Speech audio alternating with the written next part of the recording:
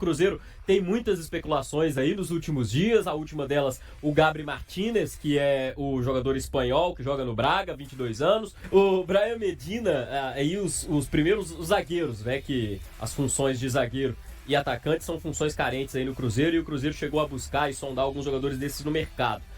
Brian Medina do América de Cali e Vitor Gabriel do Internacional, que está até destacado aqui, o Vitor Gabriel, Valentim Gomes, do Vélez da Argentina. São 3 jogadores que foram especulados no Cruzeiro, 3 jogadores que apareceram no radar do Cruzeiro. Hoje o Pedro Júnior chegou a dar uma entrevista à Band, né, e até informou que desses jogadores o Cruzeiro tem interesse real de fato no Vitor Gabriel do Internacional, só que depende mais do Inter liberar o Vitor do que de fato a vontade do Cruzeiro, porque o Internacional até o momento quer contar com o Vitor Gabriel para a próxima janela, um jogador jovem, um jogador que tem potencial de venda para a Europa, por isso interessa o Cruzeiro e por isso o Inter, né, não está querendo se desfazer desse garoto aí que está em destaque na nossa arte. E ali embaixo, especulações de chegadas no Cruzeiro, o Gabriel Martínez de 22 anos, que nessa semana apareceu o nome dele, é de fato um jogador que o Cruzeiro fez proposta oficial para o Braga, uma proposta que até então foi recusada, mas o Cruzeiro tem o interesse no jogador, que foi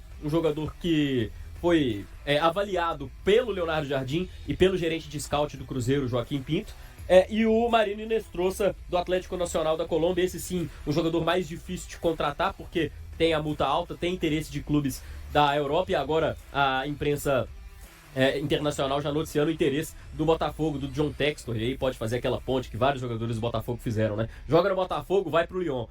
Algo que poderia até interessar mais o Inestrosa nesse momento. São as especulações de chegadas. E as saídas, as especulações mesmo de saídas do Lautaro, que é quem ainda tem proposta sobre a mesa, informação inclusive de que Internacional é quem está mais perto de conseguir fechar o acordo com o Lautaro, sem que haja ainda alguma proposta oficial aceita por Cruzeiro e por Lautaro Dias. O Santos também apareceu nos últimos dias, nas últimas semanas, como interessado. O Wallace, que a gente falou até bastante tempo de uma possível saída do Wallace, e o Dinheiro, que já saiu de fato do Cruzeiro para o São Paulo, Léo. É verdade. Sobre as chegadas, né? Engraçado, só um brasileiro nessa lista, né? O Vitor Gabriel. Outra situação curiosa do Vitor Gabriel é que ele pertence ao Sport, né? Mas o trato é tão com o Internacional porque o direito de compra ali, o passe fixado já é bem pequeno, então o Internacional já tem essa liberdade para negociar o Vitor Gabriel, ou então ser determinante o papel do Inter nesta negociação. Mas o detalhe, né, Metralha, é que, de qualquer maneira, a expectativa para ser uma janela de transferências bem mais modesta, evidentemente, do que a última, que foi muito badalada. E nomes que te agradam, Metralha? Olha, desses aí, né, a gente conhece o Vitor Gabriel, com certeza. O Valentim Gomes, que está sendo falado desde janeiro, eu, para falar a verdade, não vi atuando pelo Vélez, mas esse rapaz aí do Atlético Nacional, eu chamo de Nacional de Medellín, né? O Inestrosa, ele é um ótimo jogador.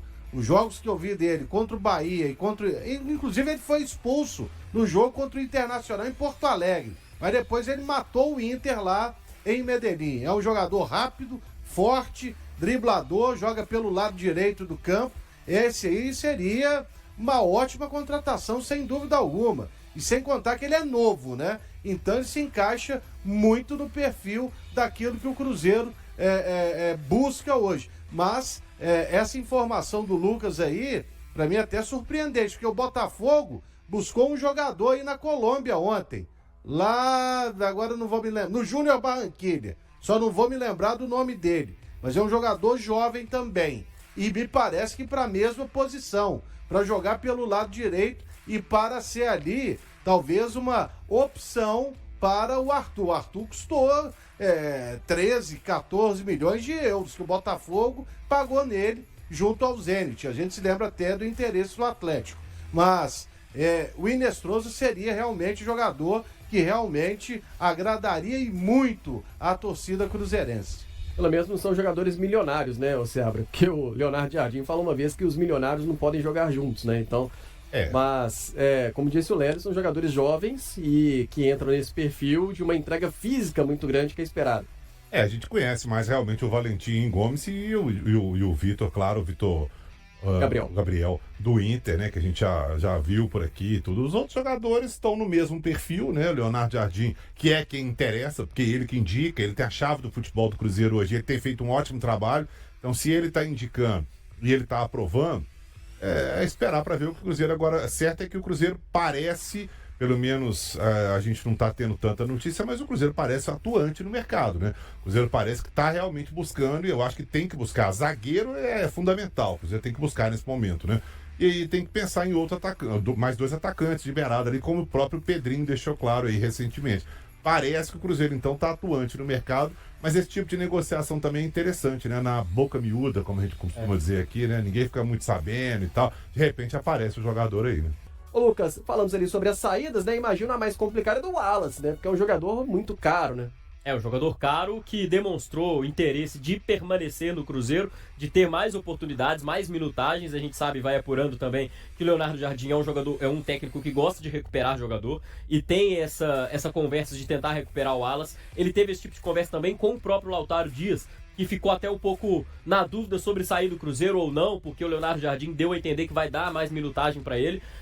E aí o Cruzeiro acaba aguardando propostas boas pelo Wallace, que é um jogador que foi um investimento do Cruzeiro, foi uma boa contratação do Cruzeiro, inclusive, que até o momento não deu certo, e ainda não tem uma definição nesse início de janela de transferência sobre o futuro do Wallace. Mas a gente já falou bem. Eu, por exemplo, acredito que a melhor saída é encontrar um novo caminho para o Wallace, contratar outro volante. Não sei se Seabra e Lélio concordam comigo. Mas, no momento, o Wallace continua sendo jogador do Cruzeiro, treinando normalmente e com a confiança do Leonardo Jardim para tentar recuperá-lo. O custo-benefício do Wallace não tá legal, né, ô Seabra? E nesse momento é importante também equilibrar a folha salarial, eu imagino. Não tá legal, não tá péssimo, né? O Wallace até agora no Cruzeiro, para mim foi uma ótima contratação que deu tudo errado. Deu muito errado. O cara chegou aí com status e tal, e realmente esse status equivale, né? Não estamos aqui chutando. Ele chegou realmente com um status lá em cima de titular até. E até hoje, para mim, do Wallace, eu não vi absolutamente nada. Então, assim, o Leonardo Jardim já recuperou alguns jogadores, né? Lucas Silva, William, próprio Cássio. Tem aí jogadores que estavam praticamente esquecidos e que, de repente, hoje são titulares. Alguns até incontestáveis, o Lucas Silva principalmente.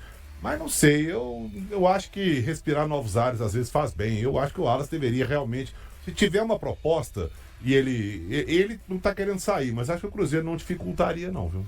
Aqui o Zé Roberto... Você sabe o que parece quando você falou bem aí, Seabra?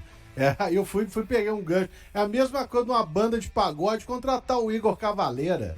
Não é? Vai sentar O cara lá. toca muito pra estar no lugar errado. Mas ali não tá aparecendo isso com o Wallace, velho.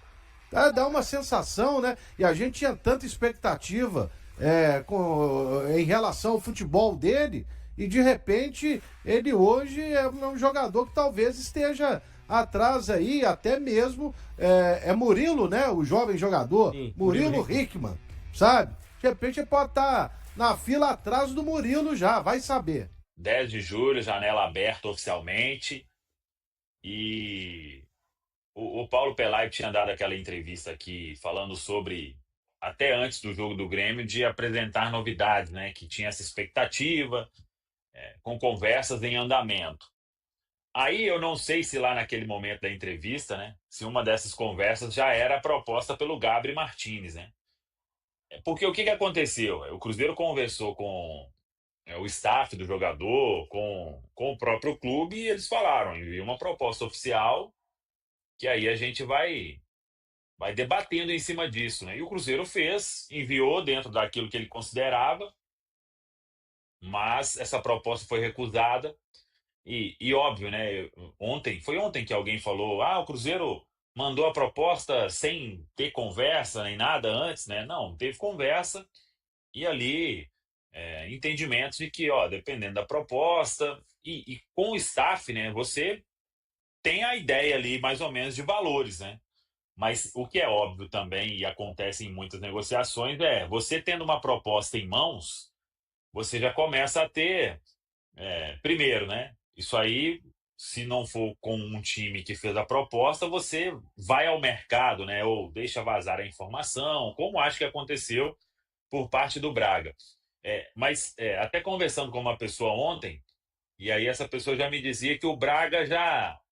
o treinador não pensa muito em abrir mão do Gabriel Martinez, ele até ficou fora do amistoso que o Braga fez, mas que nem por outra proposta maior, aí já toparia negociar. O fato é que o Cruzeiro já está em outros nomes, né, ainda dentro daquilo que a gente já vem falando, né? Eu sei que está repetitivo e está chato, mas que o Cruzeiro trabalha de forma muito silenciosa para não abrir concorrência. O Cruzeiro não quer entrar em nenhum leilão, ninguém chegando lá e...